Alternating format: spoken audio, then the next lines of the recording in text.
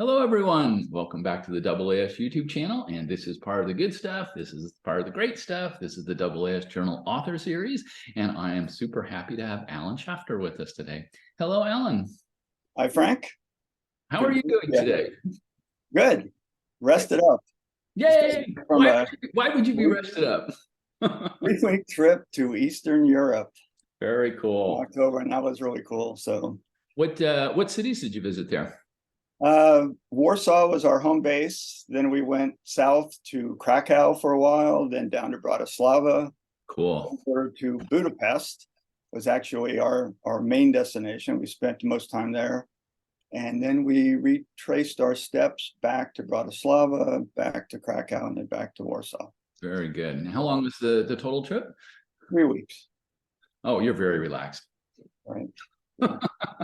We're thinking next year we might want to go back and spend a couple months in Budapest. There. Now that I'm now that I'm retired from teaching. There we go. We have that option, which is really nice. Very cool. Very cool. Well, in October, students are all in school, so it's a great time to travel. Awesome. Very cool.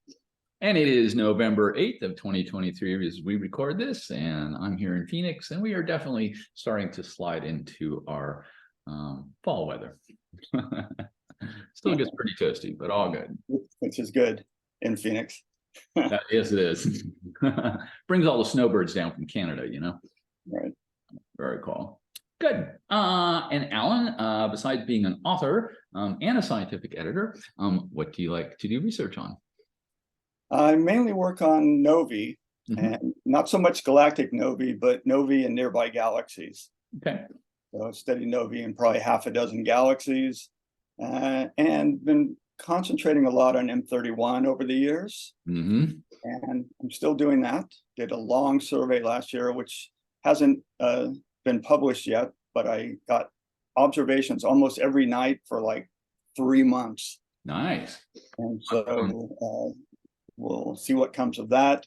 Right now, I'm also monitoring this 1-year recurrence time recurrent nova in M31, which I may say a little bit more about that later, but that thing goes off every fall. So this is the season for that. Very nice. I'm also, even though I'm retired from teaching, I'm still working with several students. So I'm involving them with the research as well. Nice. And it makes a perfect, M31 observations make a perfect project for students. We have our 1-meter telescope, which is undersubscribed. And so I can observe remotely with that. And so that makes things easier. So that's up at Mount Laguna? Mount Laguna, that's right. Right. Cool. Very good. Awesome. And that is going to bring us to this very awesome research note. It is open access. It's the open access era, people. You can go grab a copy for free. Go get one. Concerning the verity of the MMRD relation for Novae. And Alan, take us away. Okay, so this research note actually came out of something that I've been thinking about for a number of years. I gave a talk in Barcelona back in 2017, and one more recently at Northwestern, talking about the MMRD. And basically, it's a relationship. I should probably give a little bit of history of it. Sure. So let's do that. So the MMRD is basically a relationship that purports to describe how novae of different luminosities evolve. So when a nova goes off, the peak luminosity is not constant. There's a range, goes anywhere from roughly -6 or so at the faint end. Okay. To about -9, -10 at the bright end. So the brightest novae are basically 1 million solar luminosities. So they're very bright. So it was noted for some time that novae that get the brightest appear to fade the most quickly. Novae that don't get as bright fade more slowly. So that's basically the idea behind the MMRD relation. And it goes back about almost a century now. The earliest relationship that's kind of related to the MMRD was actually a relationship known as the life luminosity relationship for novae. Okay. And that was published by Fritz Vicky back in the 1930s. Okay. And I say it's kind of related to the MMRD because it's not quite the same thing. So as you'll recall, back in prior to 1930, the distinction between novae and supernovae wasn't really appreciated, right? And that's what got us into a lot of trouble with S Andromeda, right? The supernova of 1885, which was interpreted as a nova, which messed up the distance estimates, M31 and so on. So up through the 1920s, the distinction between what were then called common novae and supernovae wasn't really appreciated. Okay. There was some evidence that there was two basic classes. I think Lundmark was one of the first people to notice that. But then in the 1930s, in a classic series of papers, Bada and Zwicky, I think it was 1934 or so, made the distinction between those two objects, between the novae and supernovae, and really came up with the first idea of what supernovae really were. Good. But in 1936, for reasons that are somewhat inexplicable, Bada published this life luminosity relationship for novae, and the life or the lifetime of the nova was defined to be the length of time that it remained brighter than about n magnitudes from peak. Okay. And n was typically taken to be 2. So the length of time in days that a nova would remain brighter than 2 magnitudes below peak was considered to be its lifetime. Okay. And Vicky got a relationship, the life luminosity relationship for novae, and he found that the novae that were the brightest lasted the longest. Okay, so that's kind of opposite to what I described earlier as based on the MMRD. But that's what you expect for supernovae, right? Because supernovae kind of behave in the opposite way as novae. The brightest ones tend to fade this more slowly and so on. Brighter is broader. So in Zvicky's life luminosity relationship, he had some common novae, some classical novae, and he had some supernovae. And he found a relationship that showed that the brighter the nova of whatever kind, the longer it lasted. And it wasn't until another probably 5 years or so until McLaughlin in about 1940, 1942, first realized that if you take out these supernova and you only consider the common novae, then the behavior is different. Then the ones that are the brightest have the shortest lifetimes, right? They have the smallest number of days that they remain above 2 magnitudes from peak light. And so that was the birth of what we call the sort of modern MMRD relation. Is that novae that are the brightest fade the most quickly. Novae that are less bright fade more slowly. That's the classical idea behind the MMRD. And it's important not to get confused with this Zwicky life luminosity relationship, which actually had things going in the wrong direction. Okay. All right. So over the years, the MMRD relation has been calibrated many times. And the way the MMRD is normally presented is a plot of the luminosity on the y-axis increasing up, so absolute magnitude increasing down, versus this fade rate parameter T2. Again, T2 is the time that a nova takes to fade by 2 magnitudes from maximum light. So a long T2 is a slowly fading nova, and a small T2 is a rapidly fading nova. So the plot, the MMR, the way it's normally plotted, luminosity on the y-axis versus log of T2 on the x-axis. So what you have typically then is an MMRD is a line in this plane going from the upper left quadrant down to the lower right quadrant, right? So the ones that are on the upper left part of the diagram are the bright novae that have short T2s, Yes. And on the lower right quadrant, you have the novae that are dimmer. Yep. And they have a longer T2. They last longer. I'm with you.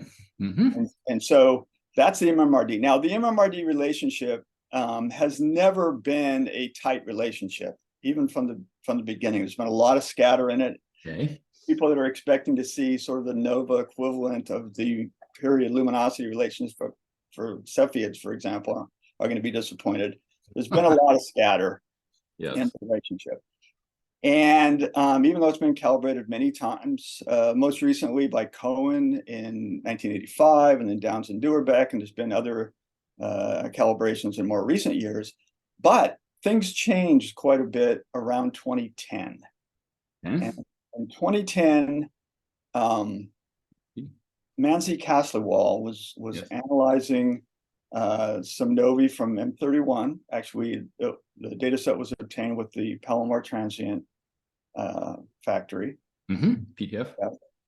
And what she noticed was that the lower left quadrant of this MMRD plane was being filled in by some novae in M31. So think about that for a moment. This lower left quadrant is where you would expect to find novae that are faint, but instead of taking a long time to fade, having a long T2, they have a short T2. They're fast. So these are the so-called faint and fast novae. Faint and fast. Now, she wasn't the first person to notice that there were some interlopers in that lower quadrant. Yeah, fair enough. There were some galactic recurrent novae that kind of fell down there as well. And so this lower left quadrant was known for some time to sort of violate this overall trend, right? And so the question is why?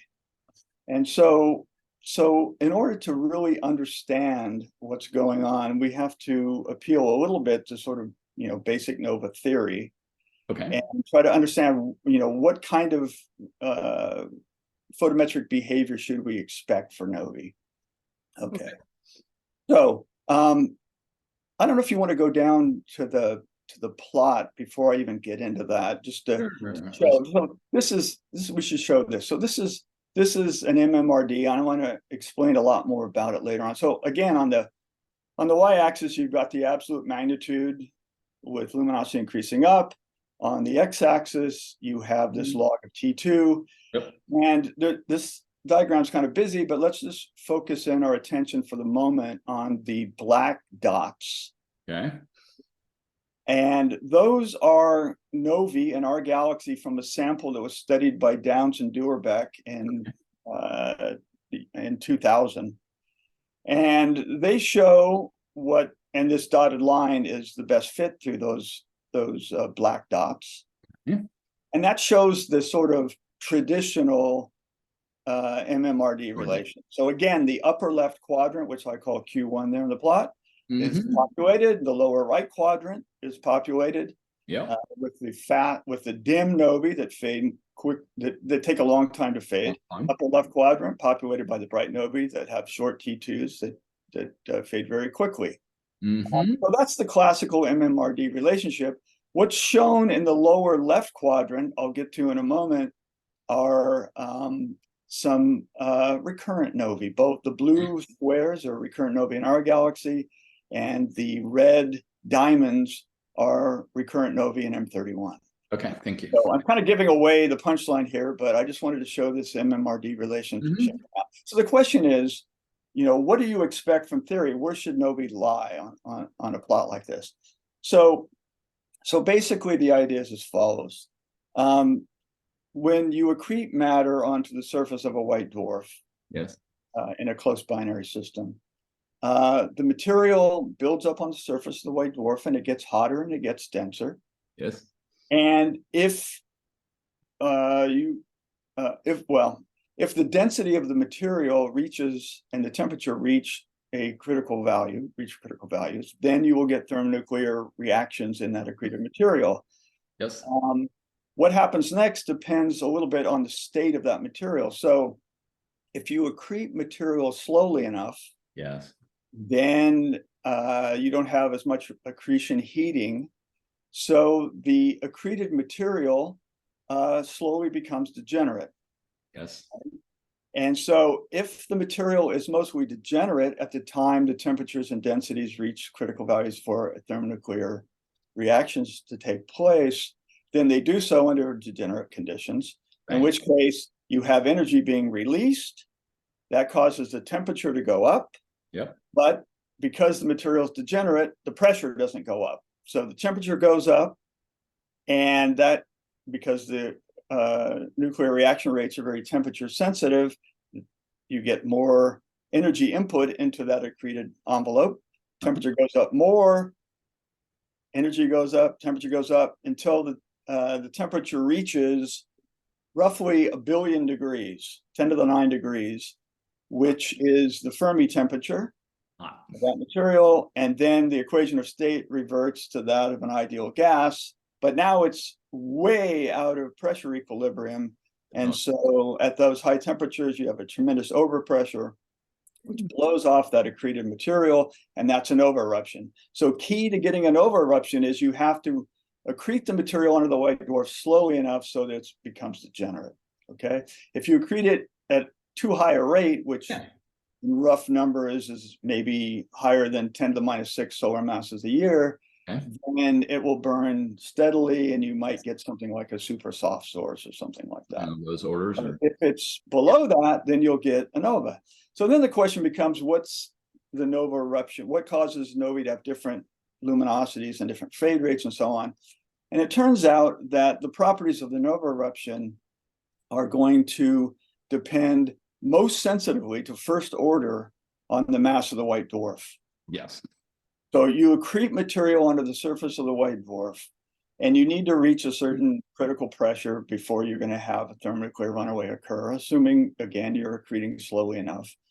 If the mass of the white dwarf is high, you don't need to accrete as much material in order to get a thermonuclear runaway, right? So you accrete less material, and so for a given accretion rate, that takes less time. Yes. So you're going to have an eruption occur, and then there's not going to be as long an interval before the next eruption occurs. So the recurrence time of the nova, and we believe all novae are recurrent, the recurrence time is going to be sensitive to the mass of the white dwarf. The higher the mass of the white dwarf, the shorter the recurrence time, because you need to accrete less material. Yes. Okay. So first order is the white dwarf mass. Second order is the accretion rate. Yes. Second order dependence. And the reason for that is that if you have the accretion rate higher for a given white dwarf mass, but not too high so that you get steady burning, but just higher, but still allow the material to become degenerate, then it's warm. And so you can reach the ignition mass that you need with a smaller amount of accreted material if you're accreting at a higher rate.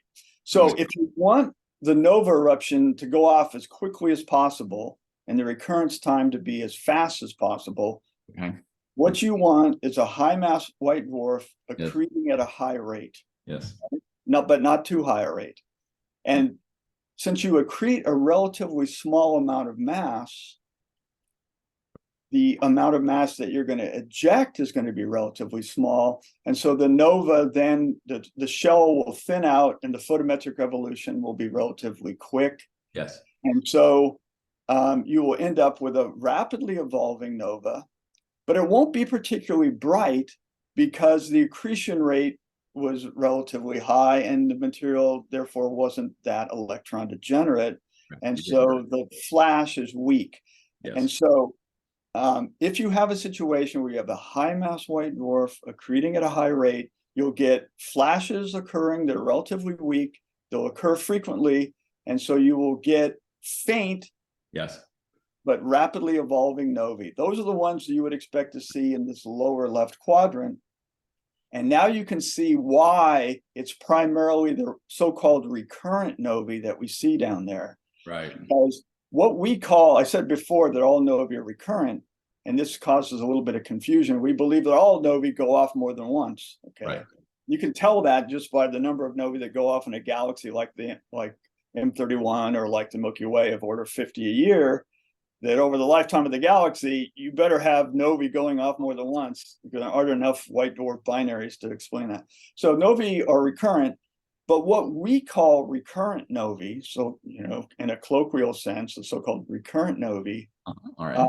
are novae that have been seen to go off more than once. And so they, for historical reasons, have to have recurrence times on the order of 100 years or less. Human So lifetime. basically, a rough dividing line is if the recurrence time is less than 100 years, we call that a recurrent novae. Okay. So the recurrent novae then are the ones that have this short recurrence time. They have to come from high mass white dwarfs accreting at a high rate. Yes. And so we expect for systems that have high mass white dwarfs accreting at a high rate for not only the recurrence time to be short, but we expect the flash to be relatively weak. Mm-hmm. So you're going to have a relatively low luminosity, and you're not expelling that much material, so the photometric evolution will be fast, and so the TC time will be short. So we expect the recurrent novae to lie in this lower left quadrant, and they do. Yay. Now the real question that people are probably asking is, okay, these things go off more frequently. They have short recurrence times. They fill in the lower left quadrant. Okay. Why is there an MMRD? Why do people think there was an MMRD for 100 years? Why did McLaughlin back in the 1940s come up with the MMRD relation? Why did I start out by saying that observationally it's true that the novae that are the brightest fade the quickest, and the novae that are fainter fade more slowly? We have a mystery. No MMRD relation there at all. And the answer is it's a selection effect. So go back down to the MMRD plot. Okay. So it's an observational selection effect in the sense that most surveys for novae, especially in nearby galaxies like M31, where we know now of about 1,300 novae have been discovered in that galaxy over the past, well, since 1909, which was the first one discovered. So over more than the past century, we have 1,300. In the galaxy, we only know of about 500, maybe a little bit less than that. So we know about almost 3 times as many novae in M31. So a lot of what we know about comes from M31. Yeah. Surveys of M31. Now, think about the following observational selection. Let's suppose you have a survey that doesn't go particularly deep, and where you monitor the galaxy relatively infrequently because of constraints of telescope time. So you have a what's called synoptic survey with that has poor temporal resolution. Yes. Doesn't monitor very often, and you don't go particularly deep. So what are the novae you're going to miss? You're going to miss faint ones that don't last very long, that fade away quickly. So the faint and fast novae, the recurrent novae in the lower left quadrant, are going to be observationally selected against, both in our galaxy survey and certainly in M31 and other galaxies. So that's why this lower quadrant did not appear to have many systems. Got it. There are a lot of systems there. And any relative to the other novae is somewhat of an open question, because it depends a little bit on how many novae have really massive white dwarfs, because you need the really massive white dwarfs to get these recurrent novae. And to give an idea, the system in the farthest lower left, the 2008-12A there, that recurrent nova, has the shortest recurrence time of any nova we know of. It's 1 year. Okay, and that's an M31. It's a 1 year recurrence time. Right, and it doesn't get very bright. A little brighter than -6. Yeah. The distance of M31 is like 18.5, something like that. And it fades away. It fades by 2 magnitudes in of order 2 days. Yeah, it's quick. So it doesn't last very long. So again, these things are selected against. But as surveys become more common, we can talk about this at the end, when things like the Roman, the LSST get going, and other surveys. We already have ZTF going now, and other high time resolution surveys. As soon as they go deep enough, this lower left quadrant is going to get filled in.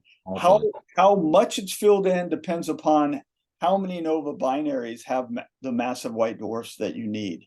In the case of 2008-12A down there, models show that the mass of that white dwarf has to be pushing right up against the Chandrasekhar mass. And it has to be accreting In addition to that, to get that 1 year recurrence time, it has to be accreting at several times 10 to the minus 7 solar masses a year, right up against the point where if it was higher, you just get steady burning. Okay. So how much that lower left quadrant is filled in is going to depend upon the progenitor binary distribution. How many, if you have a population of nova progenitor binaries, which are white dwarfs secreting from a companion star, either a main sequence or a giant star.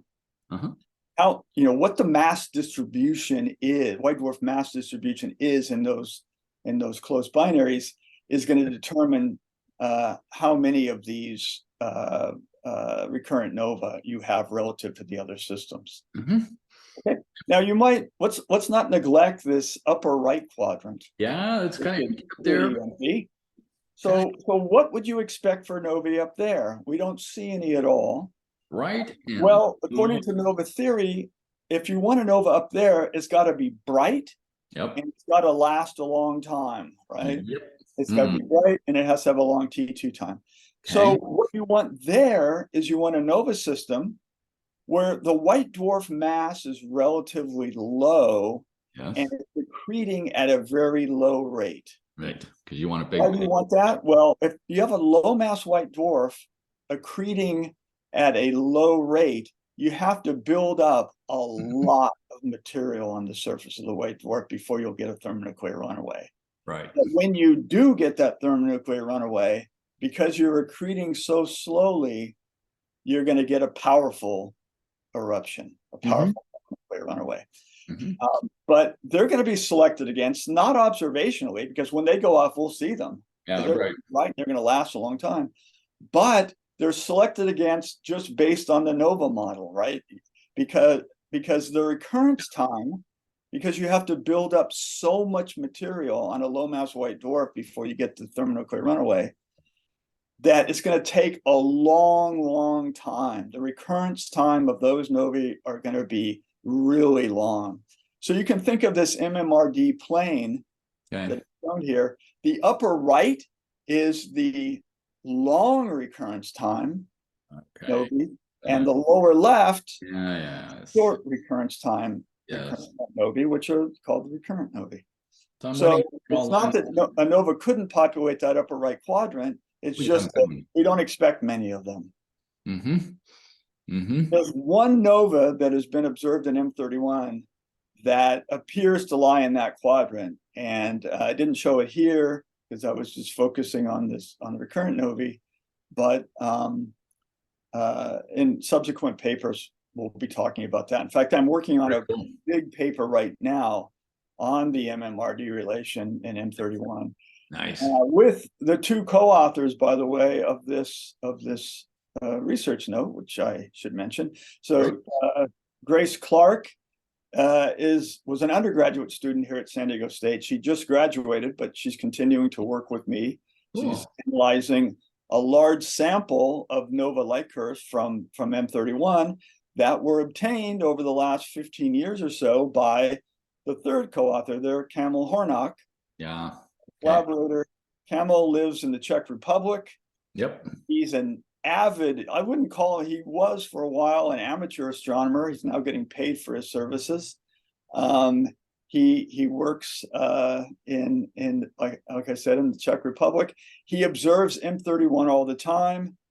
And I think the last I checked, he's discovered more novae in M31 than any other person extant ever.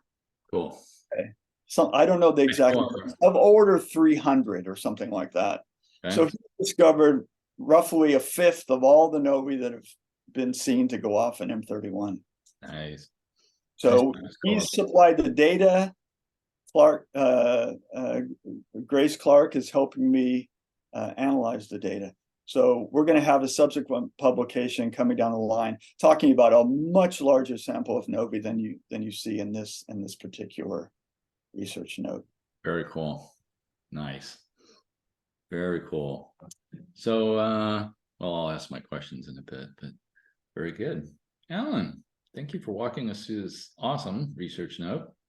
And I really appreciate the extra material on the history of Novae for those who have. It's a rich history of that. Well done. Well done. Very good. I put in a plug for my book. So I wrote a book about 4 years ago on the history of novae, extragalactic novae. And I talk a lot about the early history there. So people might want to check that out. Well, Published by the AAS, of course. We will put a link to that in the description below the video. Right. Yeah, this is really good. And so I'm kind of curious, where do we go from here over the next couple of years? Or if I'm taking the long view, how much longer before we call it an MMRD? Or maybe there's multiple MMRDs, one going this way, one going that way. You mentioned additional observations coming up from, let's say, Roman or LSST. So maybe that's really going to revolutionize things, right? Yeah, maybe we'll get an order of magnitude more of these. Right. Or we can look in other galaxies besides M31. Is there additional theoretical work that could be done on the expanding photospheres of Novae? And so just sort of where do we go over the next couple of years? Well, again, observationally, I think a lot of these surveys are really going to shed a lot of light on just how well the MMRD relation is followed. One of the outstanding questions is whether or not the behavior of novae varies with stellar population. So is there a difference, for example? And there's some evidence that the number of recurrent novae, number of faint and fast novae is higher in the Large Magellanic Cloud, for example. There's lower metallicity. That's right. Third Z. And sort of the metallicity of the accreted material is another parameter that comes in. I mentioned sort of the white dwarf mass and the accretion rate as the first and second order parameters, but certainly the metallicity of the accreted material is the third parameter that comes in. So more work can be done on that theoretically. Okay. But observationally, we want to study the behavior of novae in galaxies of different Hubble types. And that's much more difficult to do from the ground. I mean, Mike Shar has done a lot of work recently studying some HST data on M101 and M87, showing that the nova rate may be a lot higher than what we've assumed in the past. Okay. And that this population of faint and fast novae, the recurrent novae, may be higher than we hitherto discovered. Cool. Okay, so that bears on the question I mentioned earlier as to just how much is that lower left quadrant going to populate once we have surveys that go deep enough and have the spatial resolution to really pick out these faint fast novae in other galaxies. Cool. So there's a lot of work there, both from space and from the ground. And so, yeah, there's going to be a lot of stuff in the next 5 years. That'll be really cool. I'm really looking forward to this moving forward, and we can get some answers to a century-old controversy or observation. So very cool. Very nice. So a lot of people are in the camps, does the MMRD exist or not? And the answer is it exists in my mind as a rough correlation of certain types in synoptic surveys. Sort of a very weak relation if you add in that lower left quadrant. Yeah. It's not the kind of relationship that people envisioned 100 years ago that you could use to get distances for Cepheids they will not be. Yeah, Cepheids they will not be. That's right. At least in that particular mode, let's put it that way. So, very good. Cool. Well, Alan, thank you so much for walking us through your very lovely research note. Appreciate it. Welcome. And that will do, everyone. And I hope this made your astronomy day just a little bit better, and we will see you on the next one. Bye-bye. Take care.